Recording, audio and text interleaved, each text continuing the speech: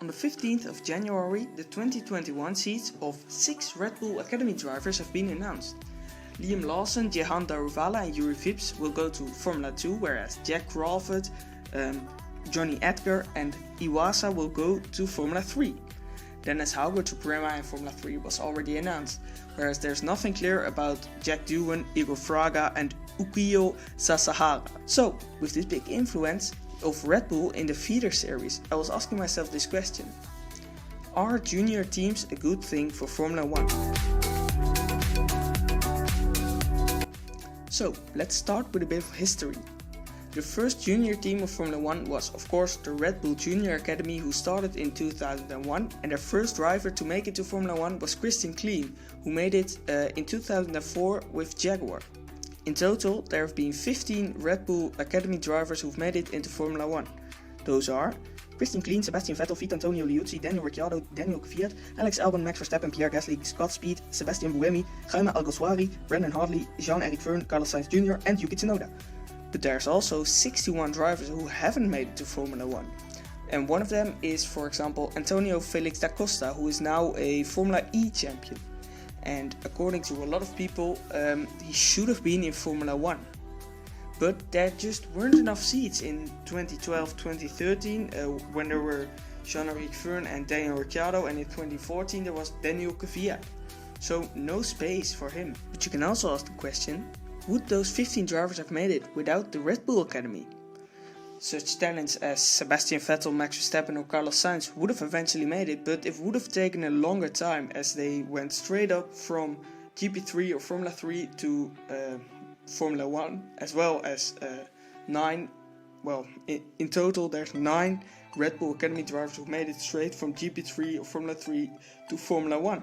I think that surely something wouldn't have happened if the Red Bull Academy wouldn't have been there.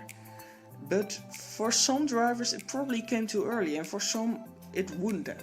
For Max Verstappen, for example, it didn't come too early, as he got the results in 2015-2016. But for a driver as Jaime Alguersuari, you don't know for sure if he would have been better if he would have been in the junior categories for such a bit of a longer time, as he was only 19 at his debut in 2009 at the Hungarian Grand Prix, whereas for example Brendan Hartley, who was born 1 year earlier than Jaime in 1989, Brendan made his debut only in 2017, after he was in the Red Bull program from 2006 to 2010.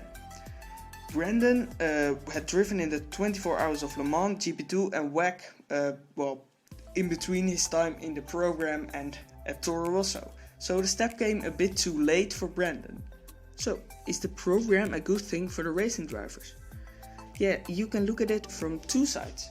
One side is, of course it's good, as the Red Bull Academy gives the drivers backing from karting, Formula 4, 3, 2 and then to Formula 1. But you can also look at it from the other side, where you think, Red Bull decides the careers of these young drivers, and you can see that in Formula 2, where Liam Lawson and Yuri Vips have just been thrown into the high-tech team, and probably the drivers would have taken another decision for another team, but Red Bull just smashed them into there, as that was probably cheaper or it was better or something. And if you come to Formula 1, you can also not change to another team easy. So it's a bit of two sides. Right now I'm only talking about the Red Bull Junior program, but there are 6 more Formula 1 junior driver programs. Of course, AlphaTauri, Haas and Aston Martin or Racing Point, they don't have one at the moment. But the other teams have, some big talents. For example, the SouthBear Driver Academy has Theo Pourchaire. The Renault Sport Academy has Oscar Piastri.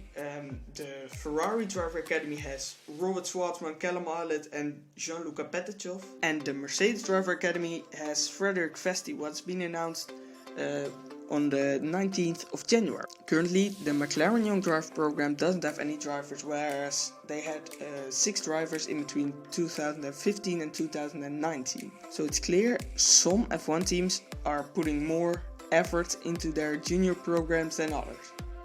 But you can ask a question, would the Formula 1 drivers have made it to Formula 1 without the junior teams? Well, 5 of the drivers have made it without the junior team, who are Kimi Räikkönen and Fernando Alonso, were just, well, they came into Formula 1 before juniors teams even were a thing.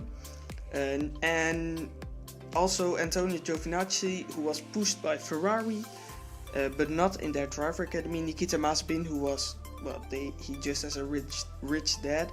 And Lance Stroll, who was in the Ferrari driver academy but went to Williams, so he didn't use his Ferrari driver academy. Would the other 15 drivers have made it without their academy? Well, some of them yes. For example, Lewis, Seb, Max, Charles, Carlos, Mick, Lando, Valtteri, Checo, George and Nicolas would have made it due to their junior careers being really good or just having a lot of backing. I don't think Pierre, Yuki, Esteban and Daniel would have made it without the junior academies, as Pierre just didn't have really impressive junior categories results. Yuki would have still been in F3 and Esteban and Daniel just didn't have enough backing. So are the driver academies a good thing for Formula 1? Yes, I think so. It clearly makes way for talent and not for money. For example, Manor in 2016, Rio Haryanto would have made the season out if there wouldn't have been Esteban Ocon from the Mercedes driver academy who was pushed into that team. So there was a talent for a paid driver. And that's a good thing, I think, in Formula 1. So in my opinion, we should appreciate the Formula 1 young driver academies. So what do you think about the Formula 1 driver academies? Do you think it's a good or a bad thing? Let me know in the comments down below. For now, thank you so much for watching. I would really appreciate it if you can like, subscribe and well, watch on my channel, watch more videos on my channel. So yeah, thanks so much for watching. I'll see you guys later. Bye bye.